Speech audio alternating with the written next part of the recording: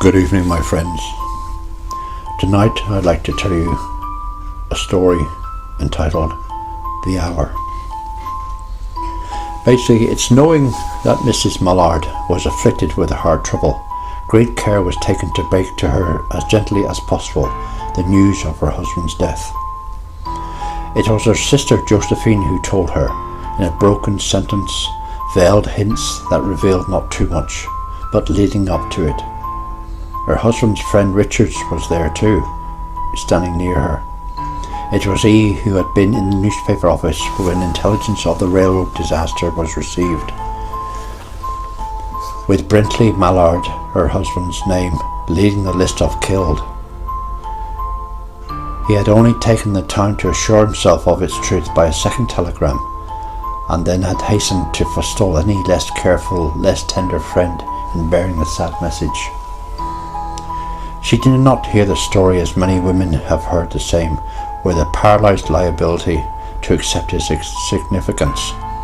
She wept at once, with sudden, wild abandonment, in her sister's arms. When the storm of grief had spent itself, she went away to her room alone. She would have no one follow her. There stood, facing the open window, a comfortable, roomy armchair. Into this she sank, pressed down by a physical exhaustion that haunted her body and seemed to reach into her soul. She could see in the open square before her house the tops of trees that were all aquiver with a new spring life. The delicious smell of rain was in the air. In the street below, a peddler was crying his wares. The notes of a distant song, which said somebody was singing, reached her faintly, and countless sparrows were twittering in the eaves. There were patches of blue sky showing here and there through the clouds that had met and piled one above the other in the west, facing her home.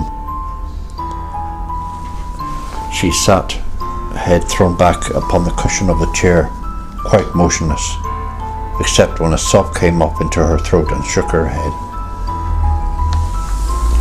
She was young, with a fair, calm face, whose lines bespoke repression and even a certain strength.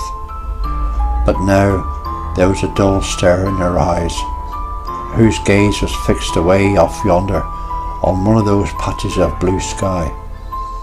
It was not a glance of reflection, but rather indicated a suspension of intelligent thought. There was something coming to her, and she was waiting for it, fearfully. What was it? She did not know.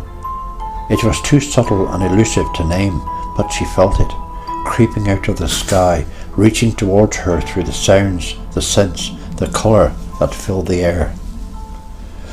Her breathing increased, and she was beginning to recognise this thing that was approaching to possess her, and she was striving to beat it back with all her will, as powerless though, as if her two little slender hands had been the same.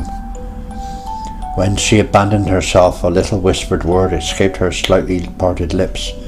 She said it over and over under breath. Free, free, free. The vacant stare and the look of terror that had followed it went from her eyes. They stayed keen and bright. Her pulses beat fast, and the coursing blood warmed and relaxed every inch of her body. She did not stop to ask if it were or were not a monstrous joy that held her. A clear and exalted perception enabled her to dismiss the suggestion as trivial. She knew that she would weep again when she saw the kind, tender hands folded in death, the face that had always looked on her with love, fixed and grey and dead. But she saw beyond that bitter moment a long procession of years to come that would belong to her absolutely, and she opened and spread her arms out to those coming years with a welcome. There would be no one to live for during those coming years. She would live for herself. There would be no powerful will bending hers in that blind persistence with which men and women believe they have a right to impose a private will upon a fellow creature. A kind intention or a cruel intention made the act seem no less a crime as she looked upon it in the brief moment of illumination. And yet she had loved him so much. Often, more often, sometimes even she didn't, but deep down she knew she always did. But what did it matter? What could love, the unsolved mystery, count for in the face of this possession of self-assertion, which she suddenly recognised as the strongest impulse of her being? Free, body and soul, she kept whispering. Josephine was kneeling behind the door, and her lips to the keyhole, imploring for admission. Louise, open the door, I beg you, please open the door, or you will make yourself ill. What are you doing, Louise? For heaven's sake, open the door. Go away. I'm not making myself ill. No. She was drinking in the very elixir of life through that open window.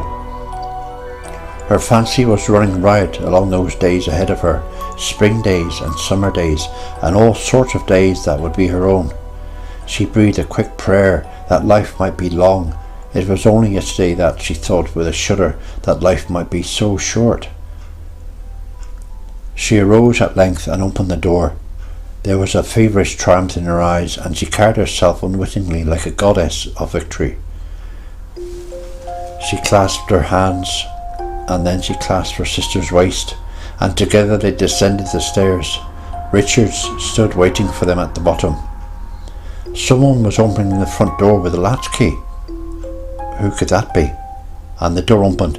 It was her husband who entered, Brenton Mallard, a little travel-stained, composedly carrying his gripsack and umbrella. He had been far from the scene of the accident and did not even know that there had been one. He stood amazed at Josephine's piercing cry, at Richard's quick motion to screen him from the view of his wife. When the doctors came, they said she had died of a heart disease, of joy that kills.